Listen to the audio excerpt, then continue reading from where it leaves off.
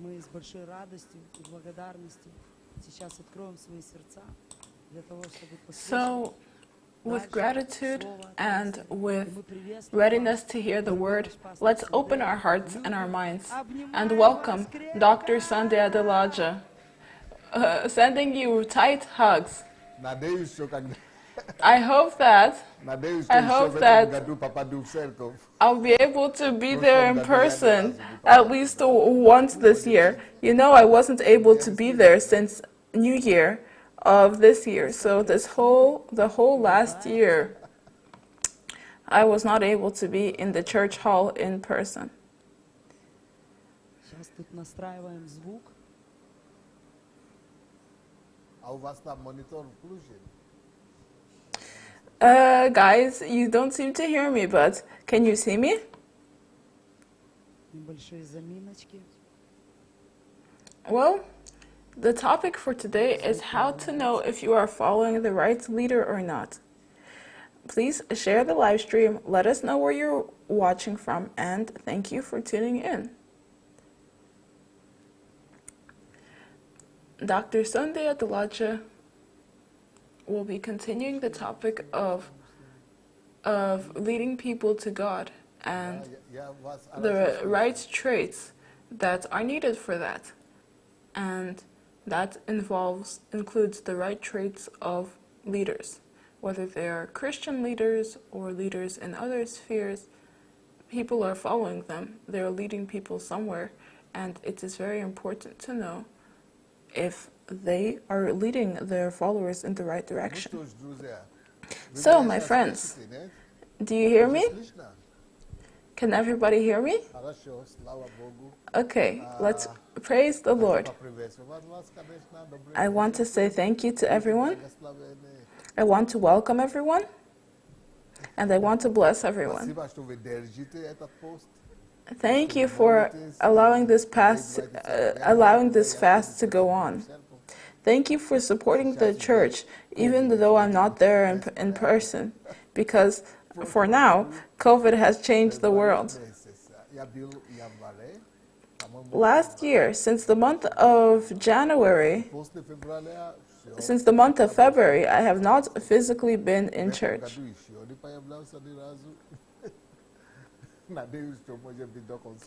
So I hope that maybe by the end of this year, I'll be able to go to church in person.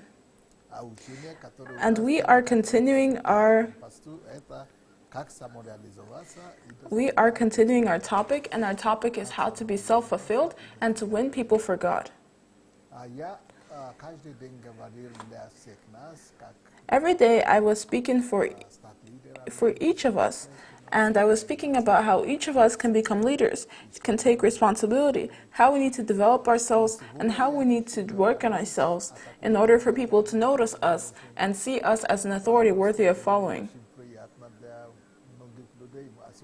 But today, I'm going to talk about a topic which doesn't bring much joy to people and often makes people disappointed, especially for people who are leaders themselves and don't want to take criticism. But all of us need to become the best versions of ourselves that we can, the best leaders that we can as well. So today's topic is for leaders, but it's more for followers. And here's our topic: how to know whether or not you are following the right leader. How do you know? Are you following a righteous leader or not? I will give you 7 points, as I have been doing for the other days of the week.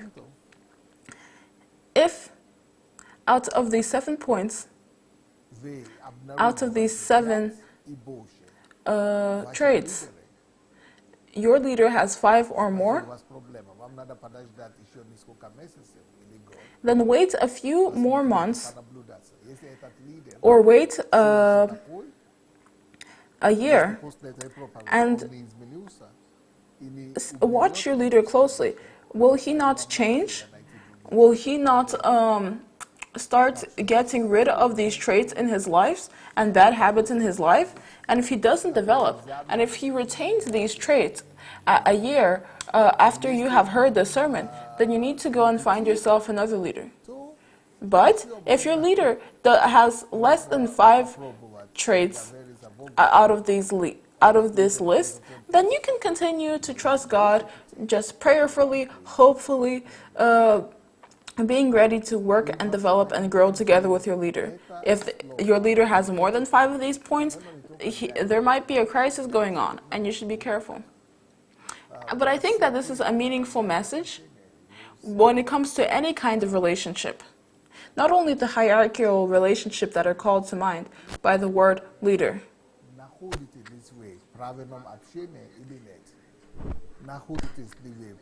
I just want you to use these points in order to determine, are you in the right surroundings or not? Are you in the right kind of relationship or not? These points, which are meant to analyze the relationship between leaders and followers, can also be used to somewhat assess the climate and balance in a family. So watch out for these points, and maybe you'll be able to understand if you are in the right family for you as well. First point.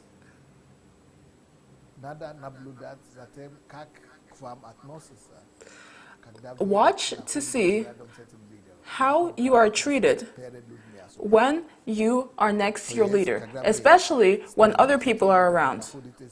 When you are with your leader in front of others, does this leader try to put you down? Does he try to impose on you? When you're in public, does this leader always make you feel ashamed? Does your leader always try to humiliate you? And that is how he teaches people? By constantly harassing people where everyone can see? Not when you are sitting in the fellowship with everyone and the leader has stood up to reprimand or correct everyone in the church. That is very normal for a leader to send a message of correction to the whole church, to the whole team, to the whole following.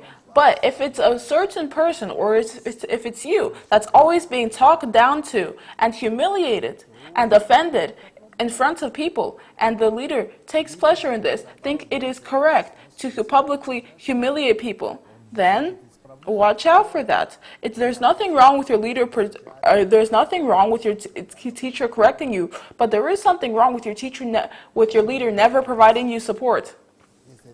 Your leader should be supporting you. It's even worse if this leader allows himself to call you some kind of insults, to use some kind of offensive words to describe you. If he starts calling you names, that is unacceptable from a leader. To call people who have chosen to follow them stupid or idiots, those kind of words should not come from the words of a leader. And I'm not to mention swear words, words that are only meant to break down instead of build up. If your leader has a habit of doing that, then your leader wants to exalt himself. He wants to reward himself at your expense. He wants to become an authority by putting you down. And that means he lacks self-confidence as a leader. And he's not only a bad leader, but he's internally weak. Because if he wants to lift up his authority,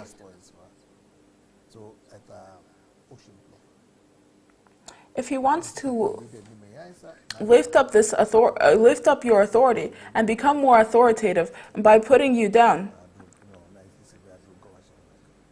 then you should find another person to follow rather than this person who won't help you grow at all. Another point that will help you understand whether you are going after the right leader: does your leader constantly get in the way of your independence? Will he never allow you to make your own decisions? you, because of him, are deprived of the right to go where you want to go, speak with those you want to speak, and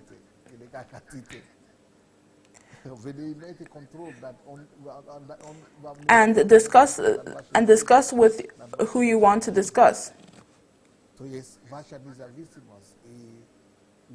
Your whole independence and your whole individuality is lost.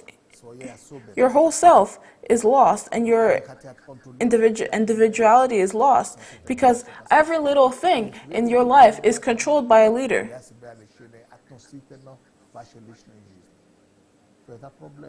If your leader wants to make every decision relating to your private life, then that is a big problem. Your leader should not be interfering in your private life.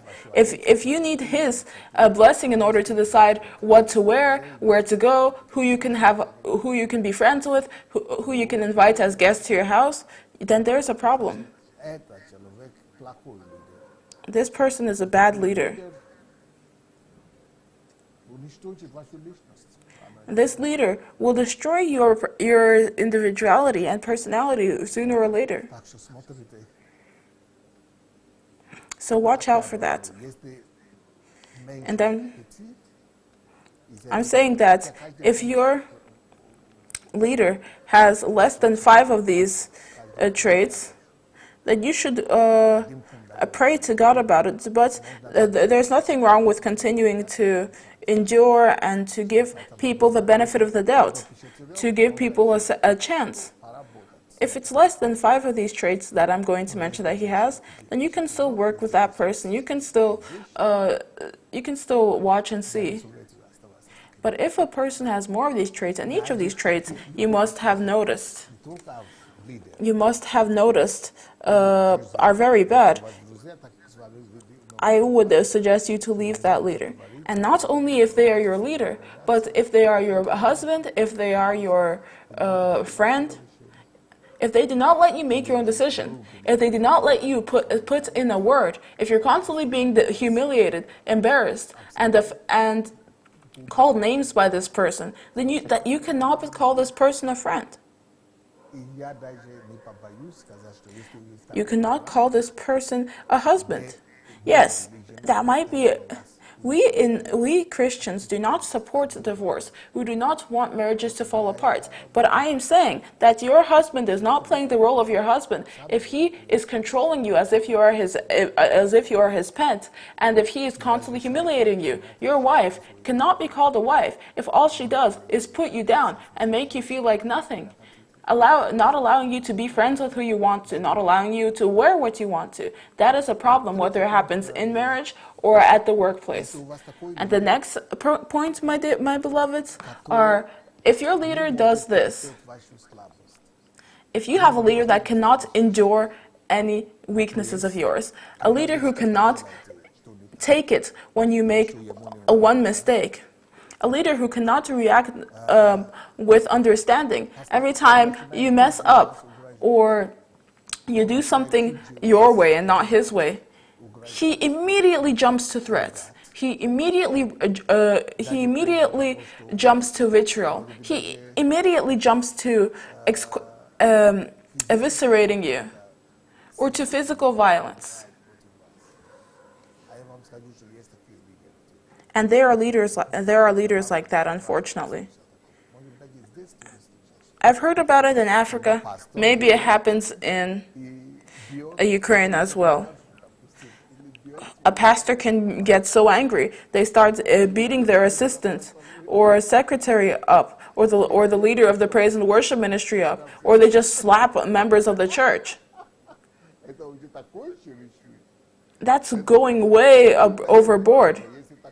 And if that happens in your marriage, you need to pack your bags and say goodbye. In any relationship where you are being not only humiliated, not only harassed, but physically hurt and limited and controlled through physical violence, that is unacceptable. These are not the relationships that you need to be in.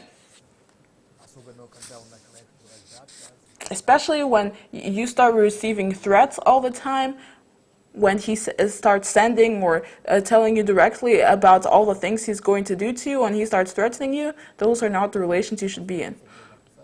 The fourth point. I got a message from my wife just now. Do people want to ask any questions? I think about this every day. Every day when I finish my message, I think, hey, maybe there's some kind of a question somebody wants to ask. But I thought that it would be uncomfortable for people to ask questions through the live streaming comment section. But if you have any questions, you can leave them, and maybe we will answer them next time. Point number 5, I think. There are some leaders who, when you try to correct them, they will fly into a rage. They will not allow anyone to contradict their words. Even if you're trying to help them a little bit, if you're just trying to give them a hint, if you're trying to gently correct them, if you're trying to give them constructive criticism, that they make you the bad guy. They say, it's because you're doing that. It's because you don't understand. It's because you were acting this way. That's why I did this. It's because you did something incorrectly. That's why I was forced to do this. It doesn't matter how much you argue your point. It doesn't matter what logical foundation you have for pointing out that your leader made a mistake or messed up. No, he'll say that you were the person who were wrong. No matter what you say, you cannot convince this person that he might have messed up in one situation. No, he will force you to shut your mouth by guilting you and putting you down and saying that you were the one who messed up, not him. If you have a leader like this, that is not the kind of leaders that we call leaders over here. You should not allow this even in your married life. You should be able to communicate with your partner, and they should not constantly be making you out to be the bad guy just because they cannot take criticism. Next point. There are leaders who love to manipulate. This is connected to the last point, especially if you depend on them for something. It's usually financially that people are dependent on someone. So you're financially dependent on someone, and they start playing games with you. They start controlling you through your finances. They start saying, what, you don't want to do this for me? Okay, then I won't pay you what I promised. Okay, then you don't deserve this thing that you depend on me for. Or okay, I'll punish you by withholding this thing that you depend on me for. Maybe they've provided you with housing for a while, and then they threaten you all of a sudden to chase you out because you're not doing things that they want you to do. Now, of course, there is a line, a very clear line, between manipulation and punishment. Yes, if you're constantly coming to your leader and you're dependent on them for something, and you are constantly blowing their money, or you are vandalizing the housing that they've provided with you, of course, there is a place for punishment. But if you're constantly being threatened just because you have not done things exactly the way your leader has told you to do, if you are dependent on your leader for something, and you are treated like a servant or a child who needs to get dismissed or grounded when they do something that the adult doesn't like, then that is not how a leader should be acting. Point number 6.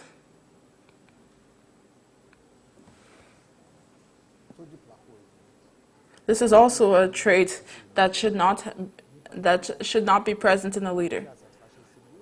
What if you have a leader that does not allow you to talk with your family, that does not allow you to talk with your relative?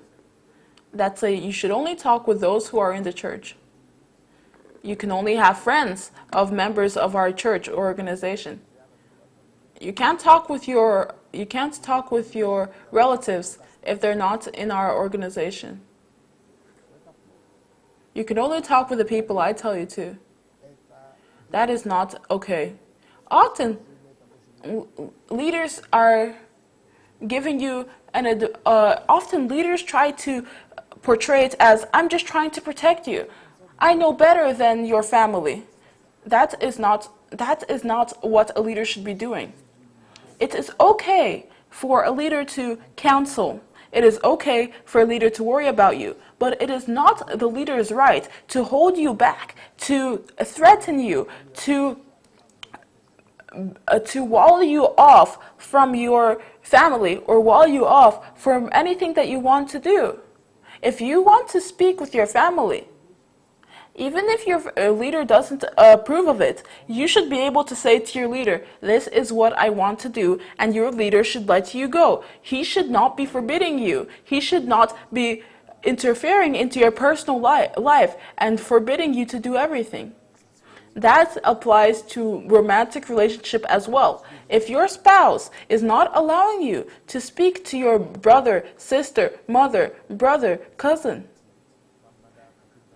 you need to find a solution. You need to discuss this. You cannot allow all of your relationships to be controlled by one person. Next point. Here is what we don't want to see in a leader. Your leader should not be building your relationship, the relationship between leader and followers, based on fear. If he's constantly threatening you, if he's constantly trying to make you afraid, anxious, if he's trying to constantly keep you in a state of tenseness, if you're constantly afraid because of what your leader is telling you, there is nothing wrong with fear of God. No, one should have fear of God. But fear of God is not something that makes you freeze up. It's not something that makes you tense and hopeless. It's something that makes you understand, wow, our God is such an awesome God. You should not have that kind of fear before a human being. You should not constantly feel afraid and threatened around your leader. They should be supporting you. Any relationship that is built on fear is a toxic one. You should get out of it. In any relationship where you see more than 5 of the traits that I have mentioned so far, you should dismantle that relationships. If they have less than 4 of these traits, then okay, maybe you can work on this relationship. Maybe that person or leader will improve on you over time.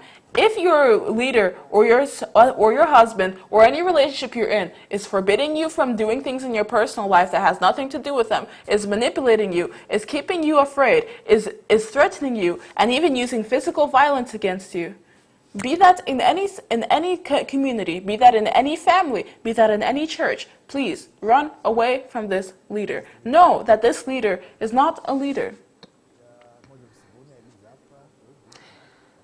If you have any questions, then leave them, and I would be glad to address them tomorrow. Or maybe today if we have some time. So that is what I wanted to tell you about today. There are some leaders who claim to be leaders, but they do not act as a leader should. And rewatch this message. I have named 7 traits that you don't want to see in a leader. If your leader has 5 or more of these traits, then I would suggest you dismantle your relationship with them. Notice that I am not going to stalk you, force you, threaten you into doing them.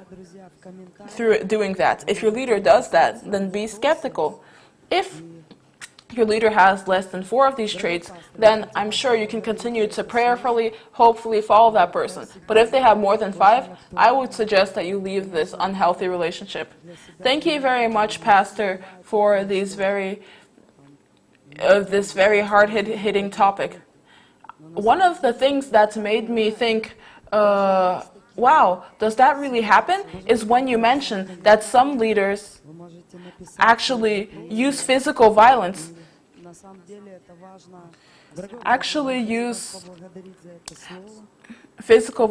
against their secretaries or against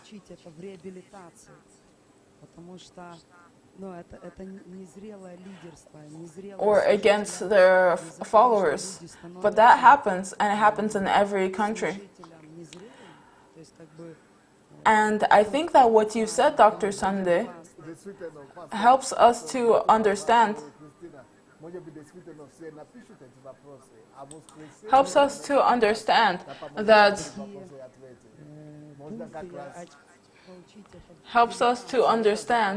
that you need to be mature in your ministry, and you need to be mature as a leader.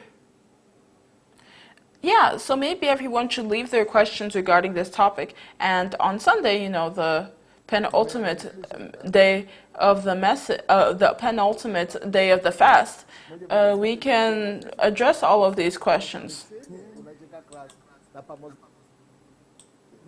Пункты я научите хабилитации. Можно как раз на помазание задавать эти все вопросы и будем отвечать на них. Может быть, вот так на сегодня. Да, так и сделаем, пастор. Так и Maybe сделаем. we can do that, Служение помазания мы подготовим вопрос. and it will be Вы слышали, нас задержали. it will be the anointed service. Пункты я научите хабилитации. Можно как раз на помазание задавать эти все вопросы и будем отвечать. It will be the anointed service when we might answer all the questions that have been left in the comment sections over the course of this week-long fast. Служение помазания мы подготовим вопрос. Вы меня не услышали, да? Yes, Хорошо, я пошел. Пастор, очень приятно было с вами пообщаться. please watch out for these traits in leaders. Thank you for tuning in, and I'll see you next time. Хорошо, друзья, да, давайте поаплодируем